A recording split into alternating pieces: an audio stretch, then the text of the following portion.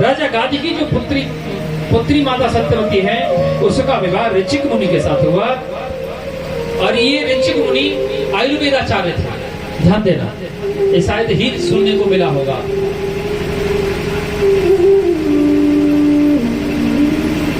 ऋचिक मुनि आयुर्वेदाचार्य थे। उन्होंने एक दवाई बनाई, संतान होने की दवाई, पुत्र होने की दवाई।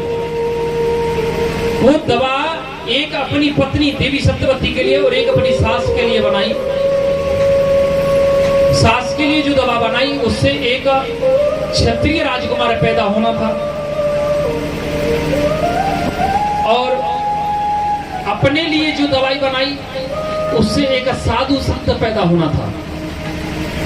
लेकिन गलती से दवाएं बदल गई। माँ की दवाई बेटी खा गई, बेटी की दवाई माँ ने खा ली। तो जो महाराज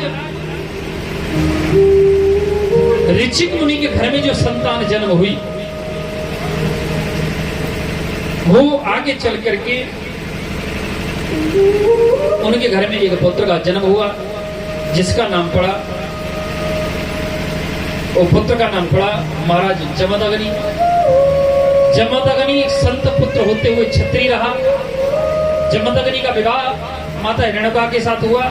रेणुका के गर्भ से 4 पुत्र हुए, जिसमें सबसे छोटे पुत्र नारायण भगवान के अंश अवतार ब्राह्मण कुलभूषण भगवान परशुराम का प्रकट हुआ। जो बेटी की दवा माँ ने खाई, उससे एक बेटा जन्म लिया। एक क्षत्रिय होते हुए वो संत बन गया, जिसका नाम पड़ा महर्षि विश्वामित्र। बोलिए श्री विश्वामित्र जी महाराज की जय हो। ये वही विश्वामित्र हैं जो भगवान श्री राम लक्ष्मण जी को मिथिला ले गए। विश्वामित्र राजा थे। एक बार अपनी सेना को लेकर वशिष्ठ जी के आश्रम में गए। वहां उन्होंने आतिथ्य करने के लिए कहा, उन्होंने स्वीकार कर लिया। बुद्धि भ्रष्ट हो ही जाती है। असुको जन्मा जगमाही प्रभुता पाए काय मदनाई। और बुद्धि जब भ्रष्ट हुई तो जो है विश्वामित्र जी वशिष्ठ जी से कामधेनु को मांगने लगे। जब कामधेनु को मांगने लगे, आकर का बहुत विकराल युद्ध हुआ। कामधेनु के शरीर से अनेक अनेक राजा सैनिक उत्पन्न हुए, जिससे विश्वामित्र जी का सेना का विनाश हुआ। विश्वामित्र जी के अंदर ब्रह्मत्व की उत्पत्ति हुई। वो तपस्या करने लगे। आखिरकार विश्वामित्र जी का तपोबल इतना विचित्र हो गया महर्षि वशिष्ठ जी से भी ऊपर। लेकिन वशिष्ठ जी कभी उनको ब्रह्म ऋषि की उपाधि नहीं दी। और ये जानते थे कि वशिष्ठ ही है जो मुझे ब्रह्म ऋषि बना सकता है। एक दिन कुल्हाड़ी लेके पेड़ पे चढ़ गए विश्वामित्र और उनकी पत्नी माता अरुंधति अपने महर्षि वशिष्ठ से बोली पति से, केवल स्वामी कि विश्वामित्र जी आपको पास आते हैं, आप कहते हैं आइए राजऋषि,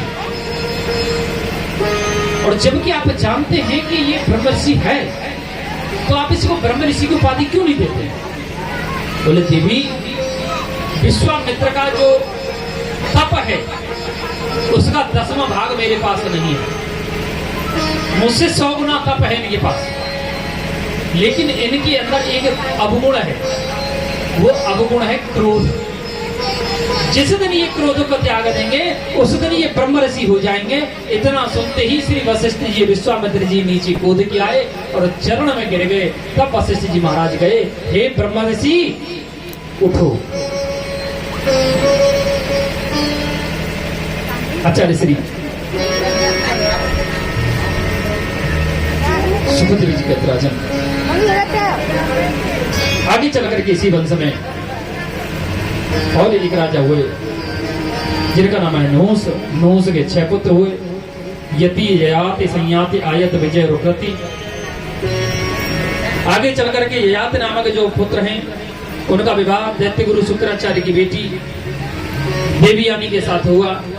वही देवयानी के गर्भ से एक पुत्र का जन्म हुआ जिनका नाम पड़ा महाराज यदु। यहाँ से ये जदवंश कहलाया।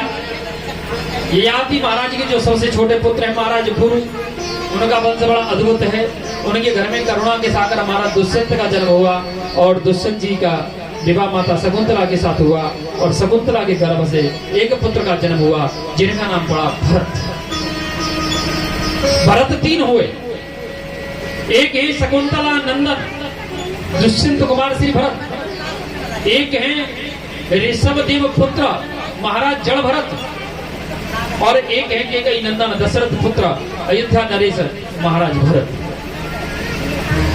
जो जड़ भरत जी महाराज तपस्या की है, आपने कथा सुनी होगी, लेकिन ये नहीं पता है वो कथा कहाँ की है। जड़ भरत जी का प्रसंग आप लोग सुने हैं, हमारे बारिश हुआ था, हमारे समय अभाव था, इसलिए मैं काट दिया उसको। जड़ भरत जी ने जो तपस्या की वो की थी दामोदर कुंड में, और दामोदर कुंड आज के समय में नेपाल में पहुंच गया है, नेपाल राज्य में है, जहां से कृष्ण गंडकी का उद्गम है, प्रकट्य है। मुक्तिनाथ से 15 किलोमीटर ऊपर है लगभग। मुक्तिनाथ नेपाल का एक ऐसा स्थान है, वहां अगर रात में कोई मुक्तिनाथ में रुकेगा तो मात्र कुमारी लड़की, कुमारी कन्या वहां निवास कर सकती है, अन्यथा जिसका विवाह हो गया है, स्त्री हो या पुरुष हो, वो रात में मर जाएगा, वो वहां नहीं रुकेगा, वहां से 3 किलोमीटर दूर रुकेगा। दामोदर कुंड से गंडकी नदी का उद्गम है, उसी गंडकी से जो असली शालिग्राम भगवान है उसी गंडकी से प्रकट होते हैं।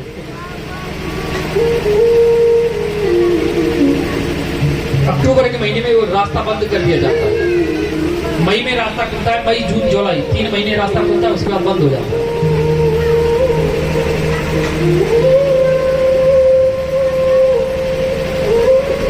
आगे चल करके इसी वंश में राजा रंतदेव हुए। आगे चल करके रंतदेव का वंश कुरुवंश कहलाया। कुरुवंश की 2 शाखाएं हुई, एक पांडव और एक कौरव कहलाए।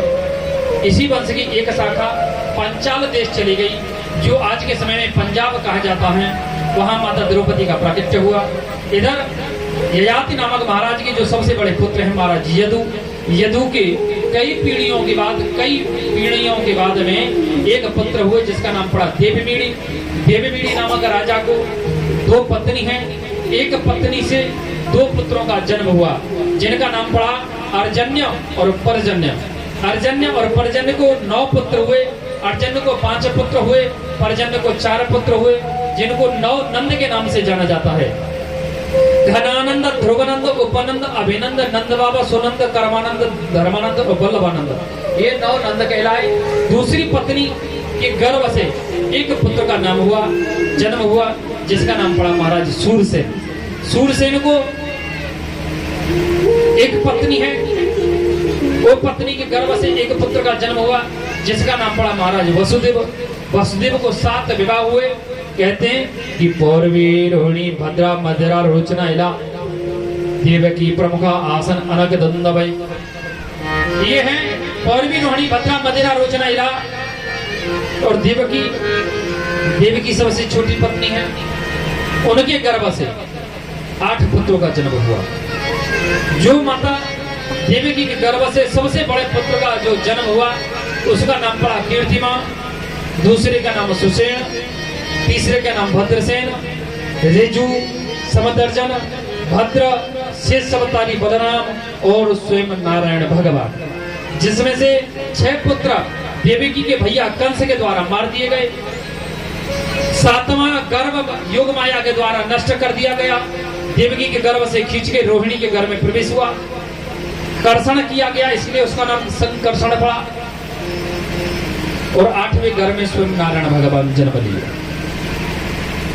इसी प्रकार जो माता रोहिणी है, इनके गर्भ से बलराम, गद, सारद, रोणुल, विपुल, ध्रुव और कृत नामक 8 पुत्र हुए।